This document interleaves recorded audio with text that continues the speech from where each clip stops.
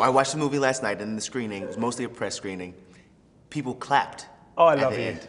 People don't typically clap in press screenings. We're very insecure. Right? I mean, what is it? I mean, you get the call. Tell me, for both of you, I want to know how it started.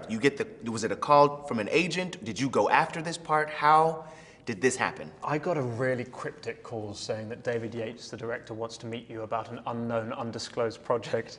And I went to meet him, and it was in London around Christmas, and it was down in a club by a fire, and I have this old battered suitcase that I use in life generally, and I arrived with the case and I sat down and he started telling me this story because the script hadn't been finished yet, and he just started and it was sitting by the fire being told this story about Newt and Tina and the crew, and it was completely intoxicating. And then he started talking about the case, and I sort of looked down and realized that I'd brought this case with me, and it probably looked like I was one of those actors who turned up dressed as the character for the audition. So I sort of gently started putting the case. Right. But so it was about 4 or 5 months of occasionally going back and getting an update on the latest part of the story. Sort of. And then eventually I got to read the script and got cast, and it was a joy. So that's how it came about for me. Yeah, he didn't have to audition to get the part.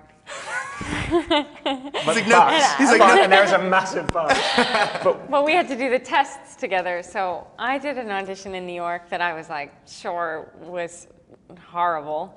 And then somehow they let me go in for another audition, probably because I was just such a spastic freak, and that sort of somehow missed a little bit right for the character.